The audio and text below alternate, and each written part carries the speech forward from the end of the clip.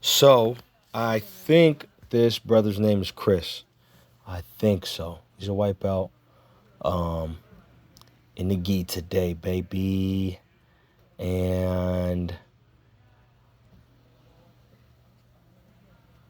I want to start in armbar escapes.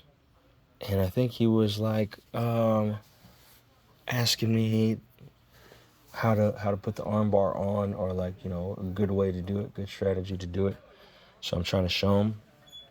He's tucking in his belt. I'm like, all right, look, we're gonna start in the armbar, and if I get out, we keep going, and if I don't get out, we reset. So I'm showing him like how to throw that armbar in. Boom.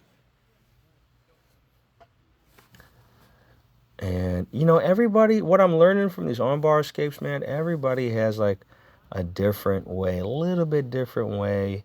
Some people have a lot of bit different way, but people have a little bit different way of getting in. I know his arms are occupied, so that's why I go up for that sweepy bridges to and hamstring curls to get me back down to the mat, and that gives me enough room to do it again. And so, boom, gets his guard back, and we're working. So our guard's open, so I'm going for double unders. I like to grab the collar because it gives me a little bit more leverage. I throw that leg over, and I go for a leg entry. I don't get my bottom leg there. He rolls out of it, which is actually cool, man. I haven't really seen that too much. Gets top position, and I'm in the dog fight. I got his leg trapped. I got the underhook. I'm trying to sneak out, but I feel his balance, and so I just want to turn him over and get him on his back. So I think that's what I do. Yep, that's what I do. And I now am clearing that leg. You see how my left leg is over his bottom leg because I don't want it to go to half guard. I want to go to mount or to side control, but I want to go to mount is what I really want to do. So I get over. He sneaks his left leg under in order to capture or prevent me from going to mount. And then he can also lock up a half guard. We're playing footsies here to try to stop each other from gaining that position. These little micro battles, dude. Like the more I fight, the more I understand about fighting, the more I see that it's like these little battles, man, that you're fighting. So I think I'm in his half guard now, but yeah, I'm in his half guard, and I use my leg and he to try to pry his leg off of mine, but he locks up his legs to counteract it. So now I tripod because I'm gonna try to push my knee through to get through. I got a lot of pressure, and I actually lift my knee over to get to the other side. He wants to try to take my back, but my arm is in the way. And so I come to scarf hold, and he wants to turtle, and that gives me the opportunity to get to mount, which he sneakily grabs that half guard once again. And I was like, man, that's good stuff. That's good stuff, my guy. Baited me and then snuck in that half guard.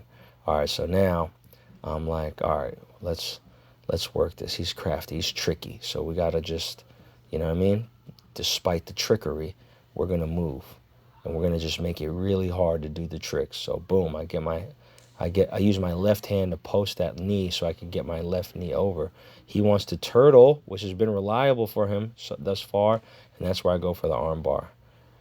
And you don't rip the subs, man. He's trying to walk over to try to get the tap, and I'm just pushing that elbow, where it's not supposed to go.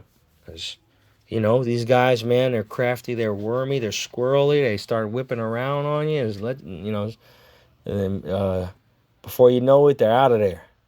And so I just say, okay, I got the leverage, I got the fulcrum, I'm going to hit the lever and get the tap. So we're back in the armbar. I'm telling him, look, I think you should go down south more, right? I think that's a better thing. And then now break the grip. Boom. And he's trying to break that grip, get that arm bar out of there. And